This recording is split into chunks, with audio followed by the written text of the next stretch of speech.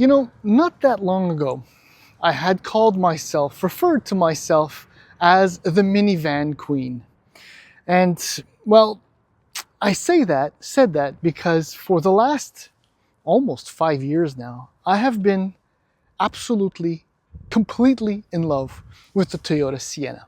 For all the reasons why it exists, for the space, for the styling, for the layout, for the fuel efficiency, I have always thought that this was going to be, should I ever need one, my family vehicle. Yes, I have my Golf. If you've watched a few of our videos on Motor Illustrated, then you may or may not know that I own a 2018 Golf Sport Wagon, a Mark 7, and it serves as my daily driver.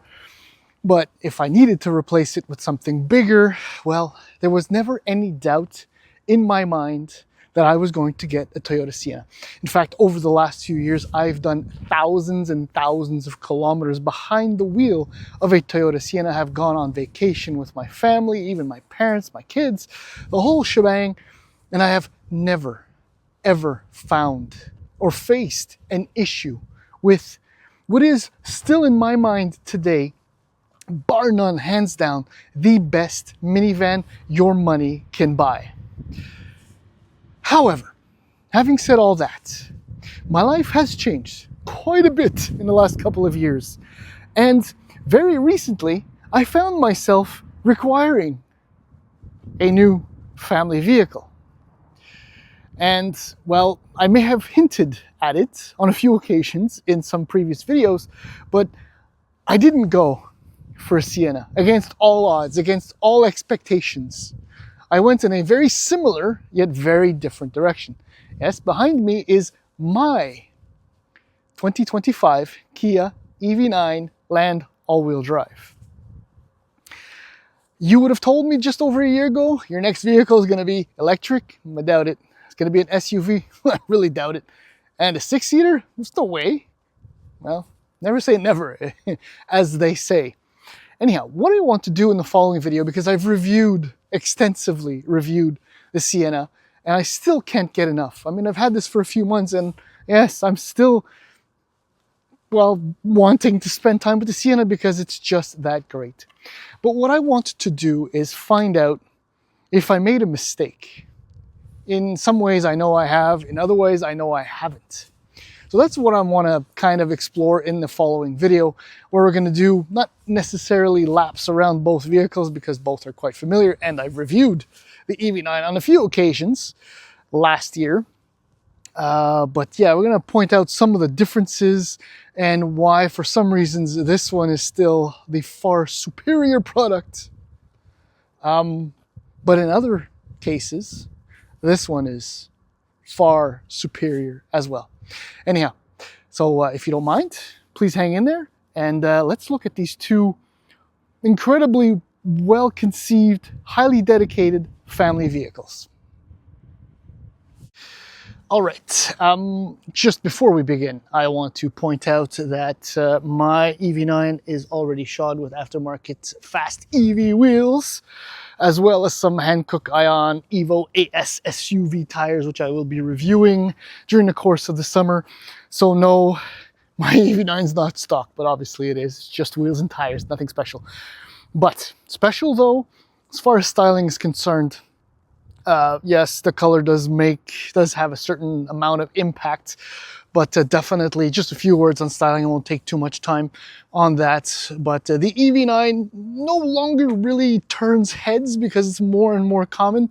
But if you want to be practically invisible to the population of the globe, you can always drive around in a Toyota Sienna, despite the fact that this very model is an all-new trim for 2025. This is in fact a limited with the Platinum package. Let's just talk quickly about price. Base price for the Sienna is now $48,100. It's gone up almost $10,000 in under 5 years. That's just completely insane.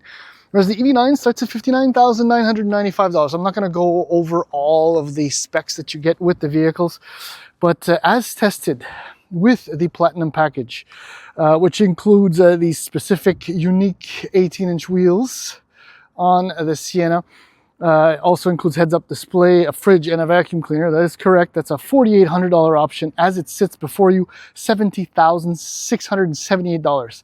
Whereas my EV9, I mentioned the land all-wheel drive, and also has the premium package because there was one feature that I really wanted, and that's the 6-seater configuration. As it sits, retails $74,995. So I can't math at all, but there's like, what, $4,300 difference retail, or MSRP, I should say, difference between these two. One's a minivan and one's a high-powered, decent range, hyper modern-ish electric SUV. I would, so just a few things. Lengthwise, overall, the Sienna is just a little bit longer at just shy of 5.2 meters long. Yeah, that's very long. In fact, it's 17 millimeters longer than the EV9. Height-wise, they're very, very similar. In fact, 2 centimeters is all that differentiates between the two. Now, to be quite honest, I'm not sure if the Sienna being slightly taller has to do with the rails. I'm not sure because I don't have the GT line package. My rails are flush. Anyway, I'm going to go over all of this at some other point. But what I really want to show you is the interior, because that's why you buy one of these SUV or vehicles, I should say, and that's for the interior space. So let's see if hopefully I didn't park too close. Oh my goodness, maybe I did park too close. Yeah, I parked too close to each other. Okay, so let's try anyway. I'm gonna do this live, and I'm gonna stop it before it gets up there. Don't try this at home, kids. I am a trained professional. Do you understand? Okay, this is where the Sienna demolishes the EV9. So the EV9 behind the third row, because there are 4 kids seats in both vehicles, as I'll show you in a few moments.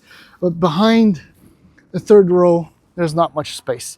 573 liters, whereas when you come over here, 949 liters of boot space. And it's not just that it's almost twice as much, as that it's really absolutely usable, easily accessible. And this truly is my one regret between the two vehicles. And this is why I've ordered roof rail crossbars, and I'm going to install my Thule box on the roof. So that'll kill range. That's why I got the wheels and tires. Anyway, all that to say is that if you need boot space like I do, this already is a better choice than that. Now, it's kind of the same story if you go behind the second row. The EV9 will offer you 1,233 liters of boot space, whereas this already goes up to 2,129 liters. And behind the first row, which is kind of pointless, but you can fit a smart car, 2,860 liters. Behind the Sienna's first row, 2,314 liters. So just barely more than the Sienna behind the second row. Now, if you ask my kids, that is this vehicle's absolute greatest feature. And I do regret that, because in tight parking spaces, I don't have to tell you, but this is perfect for the kids, especially when there are 4 of them running out, and then the one in the second row is just slowly opening the door of the EV9, for example, and the one from the third row comes behind, pushes him, and then bang, there goes the safety deposit on the lease. The Sienna. So the second row in this platinum trim, in fact, from the XSE, which remains the best version if you ask me, second row captain seats, and you have a 3-seater bench in the third row. So that's one definite advantage to the Sienna, because, as I said, I have the premium package, so this is a fully lived-in SUV, my friends. It's clean on the outside, but on the inside, spring cleaning is coming soon. Please don't judge me. There is no room for another human being in the third row. So this is a true 6-seater, whereas the Sienna in comparison is a true 7-seater. Now just point out a few things. If you get the platinum package, you get the fridge. That's what this is right here. Fridge, cool, fine. But if you have a family and you do need the highway, as I call it, between the seats for the kids to go from one row to the other, this is a terrible, terrible design or spot. They should have made it a little bit shorter, but I guess for the cooling fans and all that, that's why it exists. That's why it's there. That's why it's so big. And as far as I'm concerned, if you have a family, that's why you don't want that model. Seriously, as far as that's concerned, oh yeah, I guess I can show you, or I'll show you at some other point, or unless if I can make it quick enough. Yes, the EV9 does have a frunk, but it only holds 90 liters of stuff, which essentially is this. This is my, actually I didn't put my Ampure charge cable, to dual level voltage cable in there. I left the Kia one with, you know, some washer fluid, and that's about it. I mean, honestly, I don't see 90 liters of space in here, even if you tried to convince me otherwise. Anyhow, but it is there for some of the things that could be annoying in your boot. I don't know, if you want to make a comment as far as styling is concerned, go ahead, but truly the versatility on the inside, I mean, I could do just a quick sweep. Right, the display, this is very conventional, though hyper usable. I love the shelf there, it's so useful. And you have a bin under the bridge right here, tons of storage. But then again, so does, it's kind of weird going back and forth like that. So does the EV9. I mean, the dashboard is a little bit more modern. Maybe not quite as conventional, but you know, if you want an EV, you want something that looks a little bit different. But the good news is that you still have a considerable amount of storage down here as well. And in the center console, I want a quick word on the seats too. They're a little bit more comfortable in the EV9, and that actually surprised me. Anyhow, that's it for that. Now, from this point on, I'm gonna take this for a drive, because this will be fully reviewed, ongoing reviews, long-term, if you will, in the coming months and years. All right, as I just said, and I've put countless thousands of kilometers on the Sienna, so there's not much to report as far as the drive is concerned. I will say that whatever's vibrating back there, which I think is the booster seat, is extremely annoying, but let's forget about that for a second. What's important to note is that the 2.5 liter naturally aspirated engine in the Sienna is unchanged, 245 horsepower, system horsepower, hybrid, 6.7 to 7 liters per 100 kilometers with the all-wheel drive is absolutely, entirely, and completely achievable. It's very real. Just in case you've missed one of my past reviews, eco mode, as far as the drive modes are concerned, best way to deal with the ECVT. The main difference, and this might be surprising, there are two, one on each end. The one thing is ride and handling. Now, the Sienna weighs about 4,825 pounds, whereas the EV9 weighs about 5,825 pounds. So they're 1,000 pounds apart. And that is impossible to ignore. It's just, it is there, it is absolutely real, and does impact the ride. In fact, the Sienna feels far more agile. It's better handling overall, like responsiveness. Just generally speaking, I prefer tossing this, a minivan, in any of my favorites on-ramps far more. I mean, there's barely any comparison, even with the Hankook ion tires on there. This over the EV9 any day as far as that's concerned. Now, if I just go back to the hybrid system in the Sienna, well, it's just absolutely no match for the dual motor layout of the EV9. I mean, 379 horsepower, 516 pound-feet of torque. Yes, it does weigh 1,000 pounds more, but it's got, what, 50% more horsepower, and I don't have the exact torque figure difference. But I'm going to say it's closing in on about 100% more torque in the EV9. Yes, peak versus whatever, all that. But just, you know, take the numbers for what they are.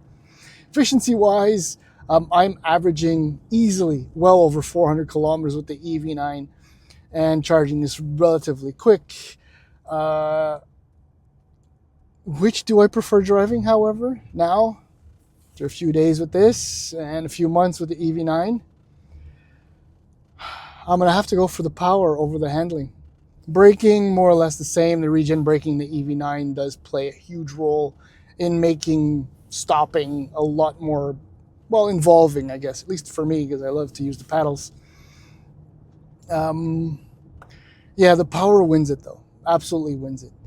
The best way to avoid, I mean, the cheapest land all-wheel drive, if I'm not mistaken, is $65,000, 64,995. Whereas the best Sienna, in my opinion, is the XSE all-wheel drive, which is about $55,000. If you want absolute versatility, you cannot beat a minivan. I've said this many, many times, even over most, if not, yeah, most full-size SUVs. I'm talking Tahoe and so on, Expedition and those guys. I'd still take a Sienna or a minivan over that. But, you know, if you don't want to fuel up occasionally, then and you want more power, that torque, my friend, is absolutely addictive. I don't know how I did without it in the past, but yeah. So EV9 edges, just barely edges out the Sienna in this, well, you know, junior comparison test, if you will. We'll see when I put the box on the roof. I could put the box on the roof of the Sienna too. Anyhow, just edges it out. But I'm still Sienna. I'll gladly accept the title of minivan queen forever.